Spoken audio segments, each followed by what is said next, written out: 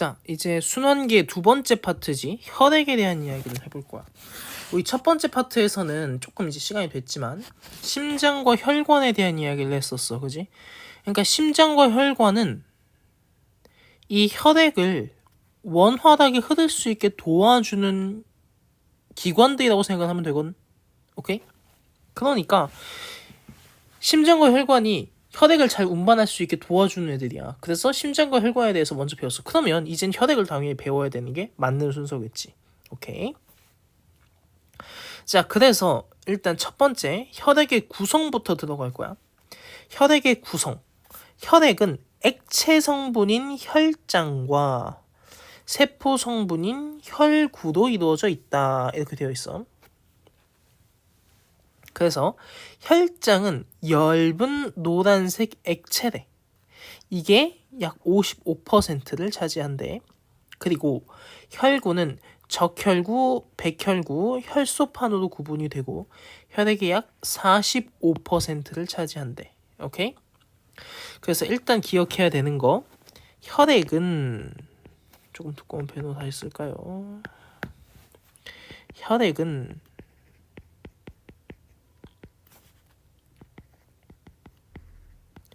혈장에다가 혈구를 더한 애들인데 혈장은 55%, 혈구는 45% 정도를 차지한다. 이렇게 되어 있는 거.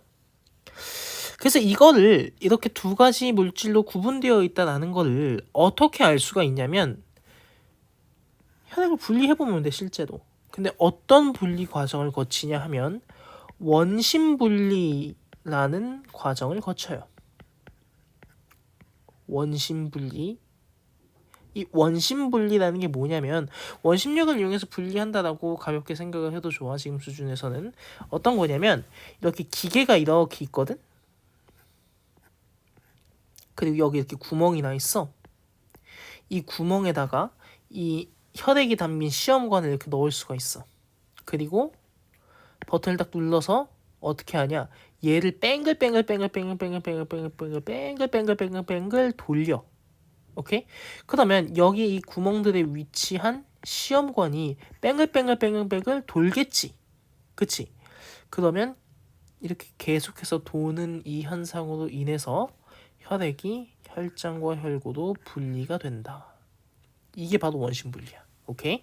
그래서 수업 시간에 선생님이 이제 원심 분리에 대한 이야기를 하실 수가 있어. 그러면 이게 혈액을 어떻게 구성하느냐에 대한 이야기구나. 나는 혈액을 구성하는 어떤 것으로 혈액이 구성되는지를 확인하기 위한 실험 과정이구나 라고 생각해 주면 돼요. 그렇게 되어 있고 조금 더 구체적으로 살펴볼게. 혈장은 사실 지금 단계에서는 엷은 노란색 액체이다 말고 딱히 설명할 게 없어.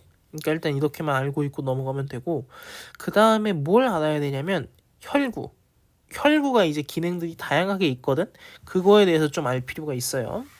그래서 보면 혈구는 앞서 말했듯이 적혈구, 백혈구, 혈소판 이렇게 구성이 되어 있는데,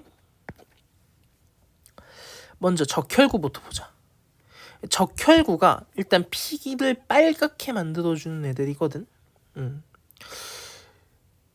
그래서 요렇게 적혈구는 일단 생겼고요. 당연히 빨간색입니다. 오케이? 일단 가장 중요한 모양, 가운데가 오목한 원반 모양이야. 오케이? 원반 모양이라고 딱 나오면 무조건 적혈구라는 거를 일단 알고 있어야 돼. 그 다음에 적혈구의 특징은 핵이라는 게 없어. 2단계에서 핵이라는 걸 구체적으로 배우지는 않겠지만 핵은 기본적으로 이렇게 세포 단위에서 가장 중요한 역할을 하는 중심적인 위치에 해당하는 친구라고 보면 되거든. 근데 적혈구 같은 경우에는 핵이 없다는 특징이 있다. 이렇게 좀 알아두면 좋을 것 같고, 그 다음에 붉은색 색소인 헤모글로빈 중요하다. 여기다 밑줄. 헤모글로빈이 굉장히 중요해. 붉은색 색소인 헤모글로빈이 있어서 적혈구가 붉은색을 띠거든. 그러니까 만약에 시험 문제에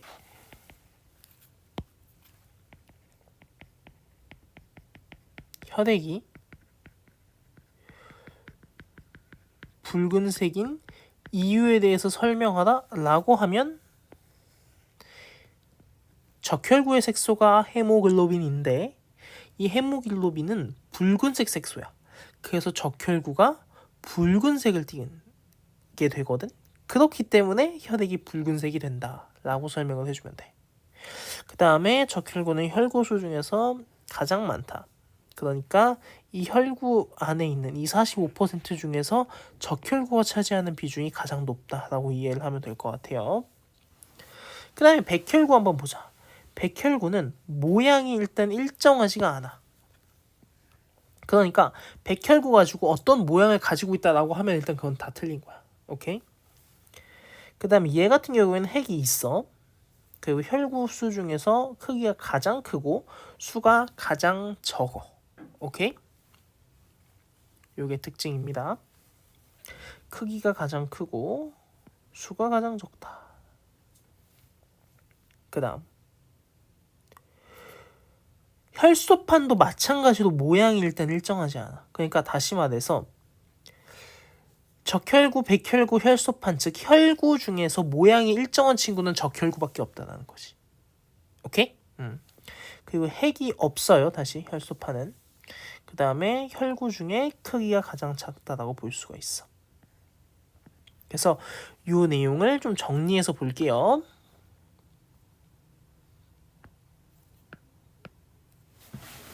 여기다 같이 정리를 한번 해보자. 내가 이렇게 정리를 하자라고 하는 건 네가 좀 써놔야 돼. 봅시다. 자, 먼저 혈구의 특징들을 한번 비교를 해볼게요.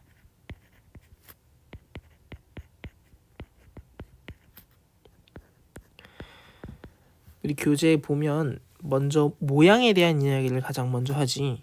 모양 보면 적혈구만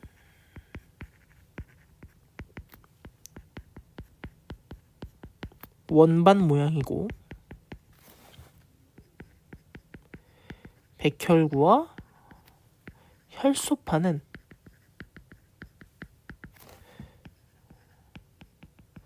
모양이 일정하지 않아. 그러니까 다시 말해서 적혈구만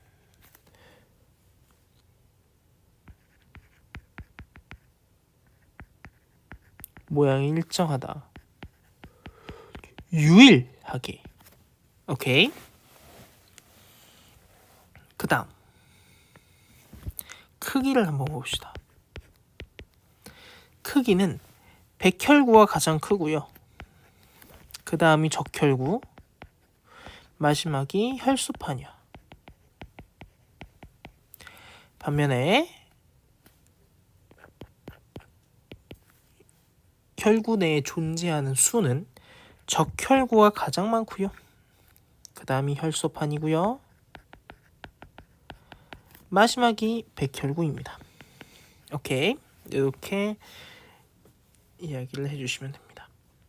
됐고,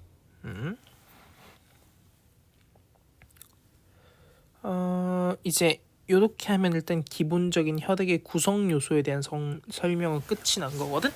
그래서 일단 이렇게 해서 첫 번째 파트가 끝나는 거고요. 두 번째 파트에서는 이제 혈액의 기능에 대해서 이야기를 할 거야. 여기서는 그냥 단순히 혈액이 뭘로 구성이 되어 있고 그 다음에 각각의 구성 요소들이 어떻게 생겼는지, 즉 걔네들을 구분하는 방법에 대해서 배웠다면, 이 다음부터는 이제 혈액의 기능, 각각의 혈장과 혈구가 어떠한 기능을 하는지에 대한 이야기를 구체적으로 해보도록 하겠습니다. 다음 페이지로 넘어가면 혈액의 기능 이렇게 있거든. 여기 보면 봐봐. 혈장부터 한번 볼게. 혈장은 일단은 앞에서 본 거랑 같이 딱 봐도 그냥 누리끼리한 액체처럼 생겼잖아. 막 오줌처럼, 그치? 누리끼리한 액체도 생겼어. 그러면 액체 하면 뭐가 떠오를까? 물이 떠오르지.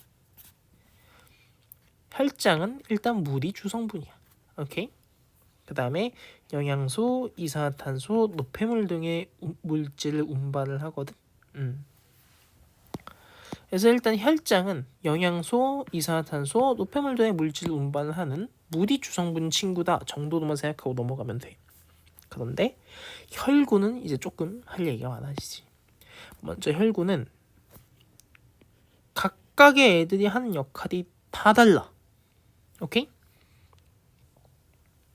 하지만 또 중요한 거는 이 혈장이 혈구를 운반해 준다는 거야. 그러니까 혈장, 이렇게 누런색 액체가 여기 있으면 여기에 이제 혈구들이 이런 식으로 실려 떠다니는 거지. 오케이? 그래서 구체적으로 좀 볼게요. 먼저 적혈구부터. 사실 적혈구가 굉장히 중요하거든. 적혈구가 하는 역할이 굉장히 중요해.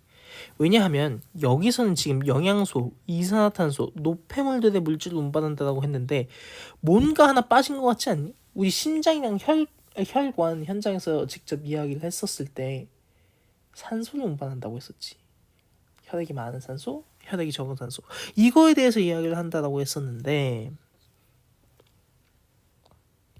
여기선 지금 산소 운반에 대한 이야기가 없죠. 그죠? 그러니까 이 산소 운반을 혈장이 아닌 혈구가 하는구나라는 것을 예측을 했으면 좀 좋았을 것 같아. 그래서 적혈구가 이제 산소 운반을 하는 친구가 되는 것이고요.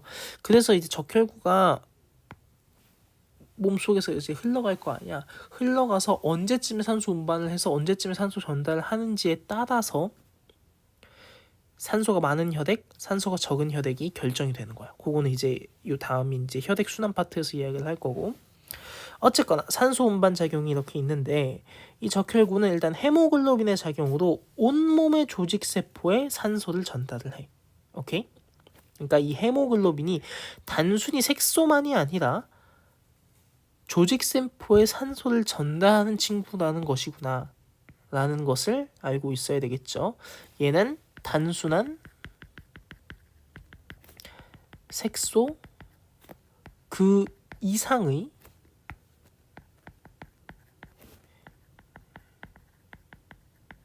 역할을 한다라고 볼 수가 있어. 오케이? 그래서 이제 적혈구가 부족하면 빈혈이 생기는 경우가 많이 존재합니다.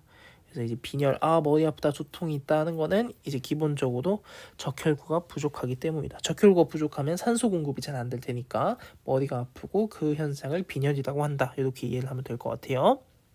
그 다음 백혈구 한번 봅시다. 백혈구는 식균 작용이라고 해.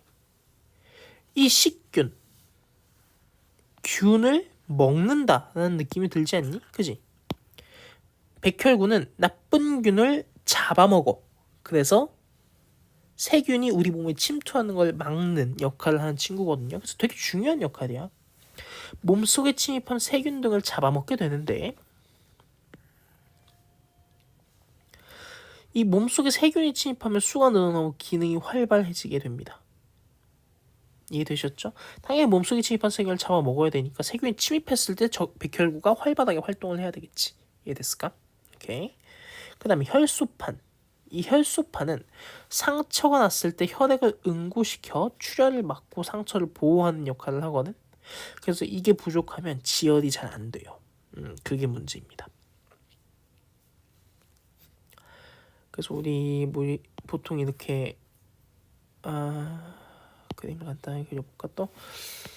이렇게 피부 이렇게 있을 때 여기 이제 이렇게 상처가 이렇게 나게 되면 이 상처 주위로 이제 혈액이 응고되는 걸 볼 수가 있어. 점점 끈적끈적하게. 그리고 이 상태로 딱지가 지게 되죠.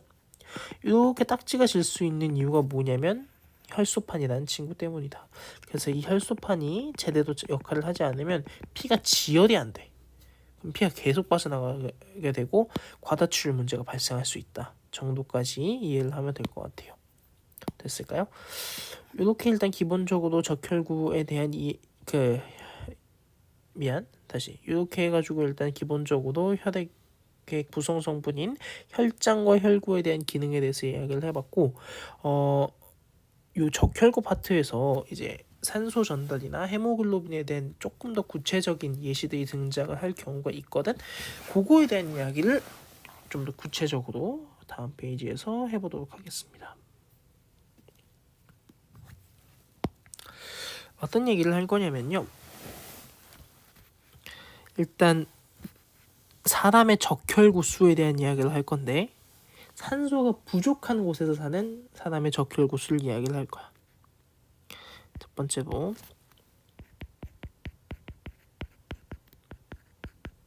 산소가 부족한 고산지대 사람들의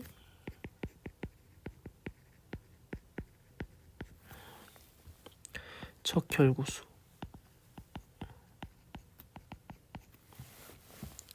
이 고산지대는 높은 산, 그러니까 산이 이렇게 있으면 이 높은 지대, 이런 지대에 사는 사람, 이런 지대를 말을 하거든요. 이런 지대 같은 경우에는 기본적으로 땅에 비해서 밑에 있는 낮은 지방에 비해서 산소가 부족합니다. 위로 올라갈수록 이런 지방에도 당연히 이제 사람들이 생존을 하고 있단 말이죠.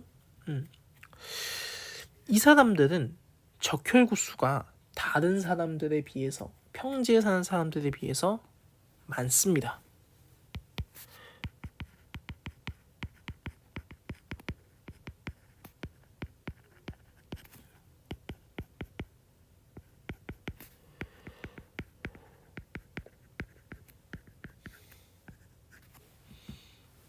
오케이? 그럼 왜 그런 것이냐? 봐봐. 적혈구는 기본적으로 산소를 전달하는 친구지. 그지?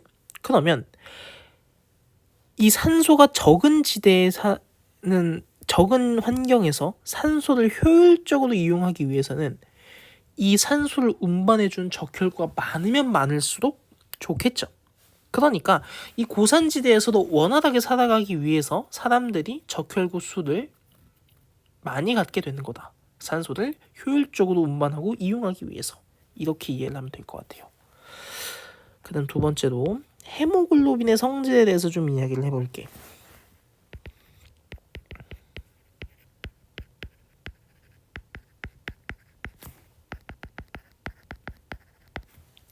이 헤모글로빈은 산소가 많은 곳에서는 산소와 결합하고 산소가 적은 곳에서는 산소와 떨어지는 성질이 있거든. 봐봐.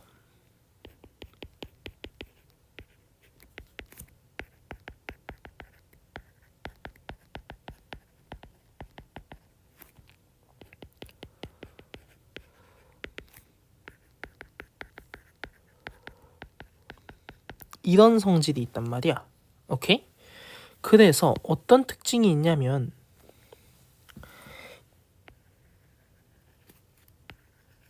산소가 많은 곳, 우리 몸에서 산소가 많은 곳이 어딜까? 폐겠지. 이래서 혈액이 폐로 갔을 때 그 폐에 있는 산소를 가지고 올 수 있는 이유가 적혈구 안에 있는 헤모글로빈이 산소와 결합하기 때문이야. 그러면 이 산소를 이제 가지고 있잖아. 이 산소를 이제 가지고 있어, 적혈구가. 그러면 적혈구가 이제 우리 몸을 돌아다닐 거 아니야. 그럼 우리 몸을 돌아다니다가 산소가 부족한 곳을 발견을 하겠네. 그럼 이 산소가 부족한 곳에서 헤모글로빈으로부터 산소가 분해되는 것이. 그러면 분해되면서 적혈구로부터 산소가 떨어져 나갔으니까 우리 몸에 필요한 곳에 산소가 공급이 될 수가 있는 거지. 그래서 이러한 헤모글로빈의 성질 때문에 적혈구가 산소를 운반할 수 있는 것이다 라고 이해를 해두면 될 것 같아요. 그래서 이것이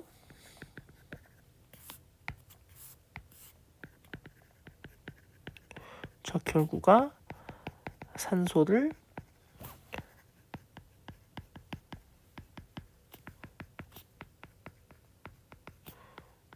운반할 수 있는 이유다. 이렇게 이해를 해주면 될 것 같습니다. 됐을까요? 그럼 이렇게 해서 혈액의 기능에 대한 이야기도 끝내봤고 이제 혈액 순환에 대한 이야기를 좀 해볼게. 이거 되게 중요하거든요. 이거는 근데 이해가 안 되면 외우기라도 해야 돼. 알겠니? 자, 어쨌거나 우리 몸을 순환하는 건 혈액이야. 그리고 혈액은 결국에 심장에서 나가서 우리 몸을 온몸을 다 돌고 아까 폐로도 들어간다라고 이야기를 했어. 그래서 우리 몸을 도는 거랑 폐를 도는 거랑 그 목적이 다르거든. 우리 몸을 도는 거는 우리 몸에 산소를 공급하기 위해서고 폐를 도는 거는, 폐를 순환하는 거는 혈액이 산소를 공급받기 위해서야.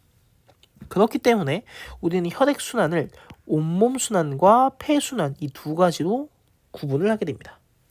됐을까요?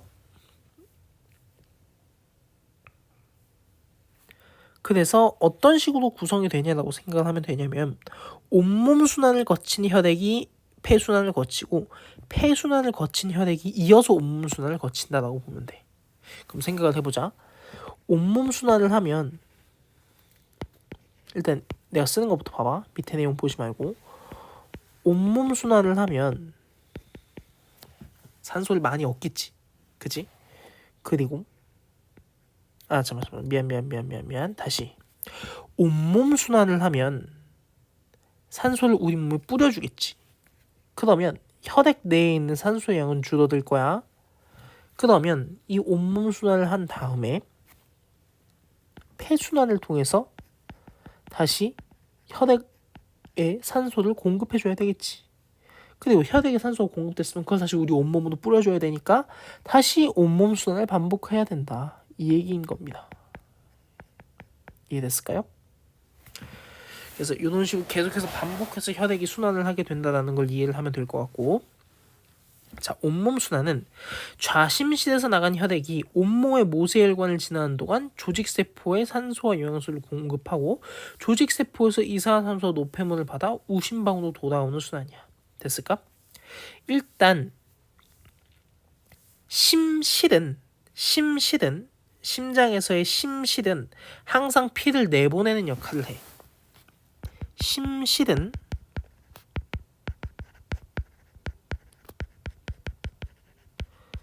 피를 내보내는 역할을 하고 심방은 피가 들어온단 말이지. 이해됐어? 이렇게 좀 기억을 일단 해주면 될 것 같고, 그럼 다시 돌아가 보자. 그림을 같이 보면서 이야기를 해볼게요. 자, 여기가 좌심실이야. 그치? 좌심실에서 이렇게 나왔어, 피가. 그래서 이렇게 쭉 돌아. 그러면 여기에서 온몸의 순환이 일어난다고 보면 돼. 이렇게 대동맥으로 나와서 온몸의 모세혈관을 거치는 과정을 통해 조직세포에서 이산화탄소 노폐물을 받고 조직세포에 산소와 영양소를 공급을 하게 되겠지. 공급을 했어. 그러면 봐봐. 산소와 영양소, 혈액 내에 들어있는 산소와 영양소는 다 빠져나가고 이산화탄소와 노폐물만 받아왔어. 근데 이산화탄소와 노폐물은 기본적으로 우리 몸에 있으면 안 되는 애들이잖아. 그러니까 이 온몸의 모세혈관을 지나고 나서부터는 혈액이 말 그대로 쓰레기 혈액이 되는 거야. 아무런 좋은 성분도 갖고 있지를 않아. 오케이? 말 그대로 쓰레기 혈액이 되면서 이렇게 다시 올라와서 우심방으로 들어오는 거지. 그리고 이제 폐순환을 하게 되는데, 폐순환 좀 더 얘기를 할 거지만 폐순환을 하게 되는데, 폐순환은 다시 쓰레기 혈액을 쓸모 있는 혈액으로 만들어주기 위해서 진행을 시키는 거다. 그렇게 이해를 해주면 돼. 됐지? 그래서 우심방으로 일단 들어왔고요. 그럼 보자. 여기서 내가 혈액이 쓸모 있는 혈액이 있고 쓰레기 혈액이 있다고 얘기를 했어. 근데 여기서 지금 잘 보면 그거를 이 온몸의 모세혈관을 지나는 거를 기준으로 해서 파란색과 빨간색으로 구분을 지어놨죠. 일반적으로 피가 나가는 거를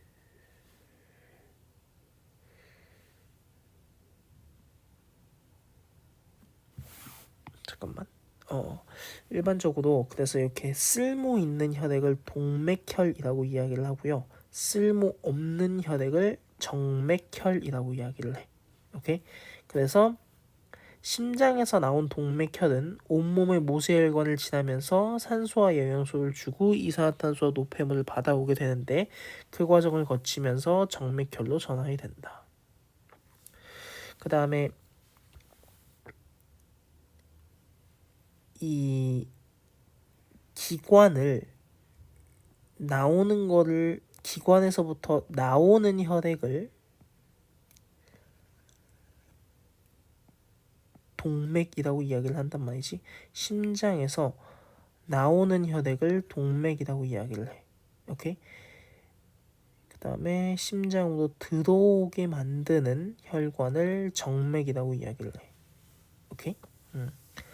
그리고 심장으로부터 다시 나오는 애는 또 동맥, 심장으로 들어가는 애는 정맥. 항상 이렇게 이야기를 해요. 요거까지 좀 일단 기억을 해주면 될 것 같고, 이제 폐순환을 좀 보도록 하자. 폐순환은 우심지에서 나간 혈액이 폐 모세혈관을 지나는 동안 이산화탄소를 내보내고 산소를 받아 좌심방으로 돌아오는 순환이거든. 마찬가지로 심장에서 나가니까 폐동맥이 되는 거지. 심장에서 나가. 그리고 이산화탄소 방출해. 안 좋은 거 다 빼내는 거야. 그리고 산소 받아서 다시 이렇게 들어오게 되는 거지. 그러면 여기서부터 폐정맥을 지나는 혈액부터는 다시 동맥혈이라고 볼 수가 있어. 왜냐하면 충분히 쓸모 있는 혈액이니까. 이해됐을까? 그래서 요게 이제 폐순환의 과정이 되는 것이고, 요걸 한번 볼게요. 요 옆에 있는 이 다이어그램을 한번 볼게. 얘를 보면 봐봐. 일단 기본적으로 좌심시에서 나가서 대동맥을 지나서 온모의 모세혈관을 지나. 그러면 좌심시에서 나온 이 혈액은 동맥혈이어서 동맥혈 유지되다가 온몸의 모세혈관에서 모든 영양소와 산소를 주고 노폐물과 이산화탄소를 받기 때문에 그 다음부터는 정맥혈이 돼서 쭉 이동을 하다가 다시 폐순환으로 들어가면서 폐 모세혈관을 지나게 되고, 이 폐 모세혈관을 지나면서 산소를 다시 공급을 받기 때문에 정맥혈로 돌아와서 심장으로 좌심방으로 들어가게 된다. 이렇게 이해를 하면 되는 거야. 그지? 그래서 이 대동맥, 대정맥, 폐동맥, 폐정맥, 그 다음에 동맥혈을 좀 많이 동맥혈, 정맥혈을 많이 좀 헷갈려 하거든. 그거를 다음 페이지에 내가 한번 정리를 해볼게요. 이 그림을 좀 가지고 와서 정리를 할게.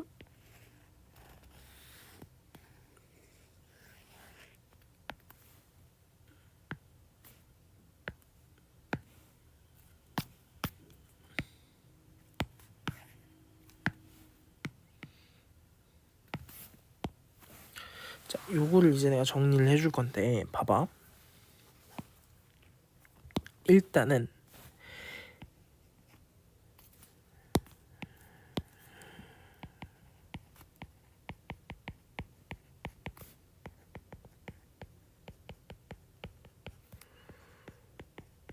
동맥과 정맥을 구분을 할게요. 동맥은요, 항상 심장으로부터 나오는 혈관이야. 오케이? 그러니까 항상 어디와 연결이 되어 있겠어? 심실과 연결이 되어 있겠지. 반면에 정맥 같은 경우에는 심장으로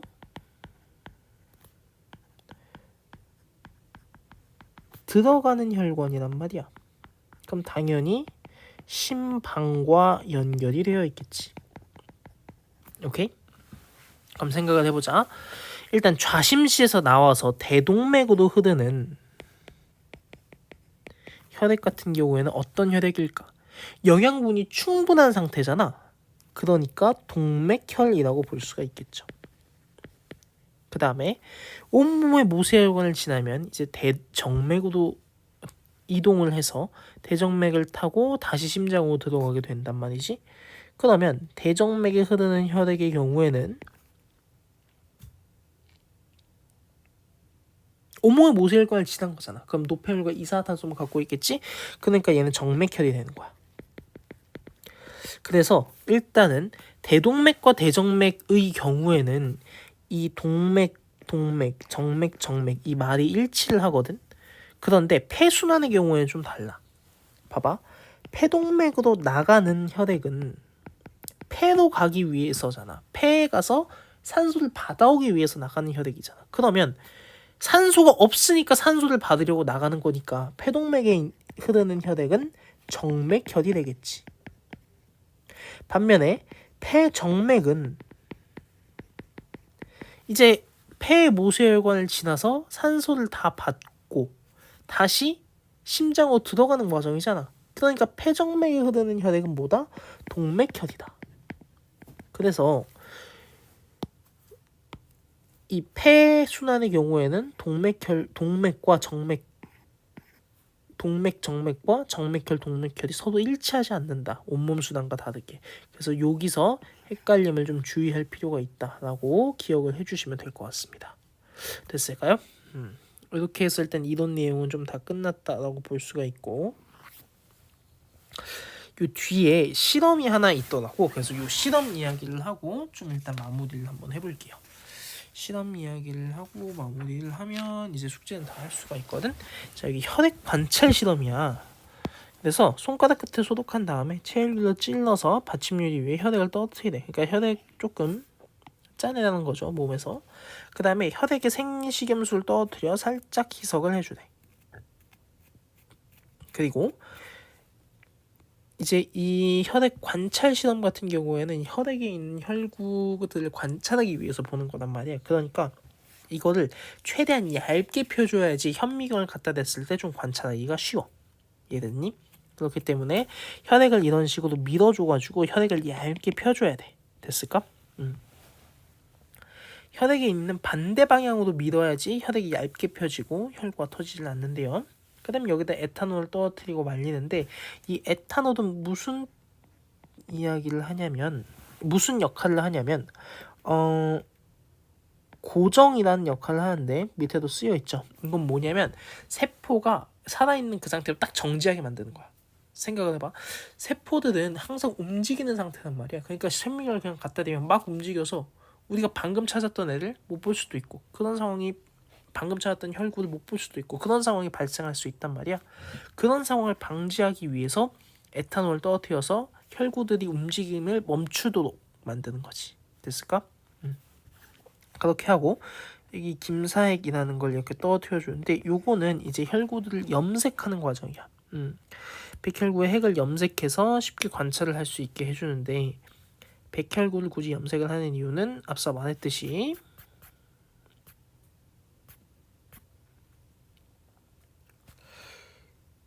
얘는 별도의 색깔이 없기 때문에, 그러니까 물론 흰색 계열이지 자세하게 보면, 근데 색깔이 명확하게 적혈구 마냥 붉은색이 아니기 때문에 현미경으로 확인하기가 어려워.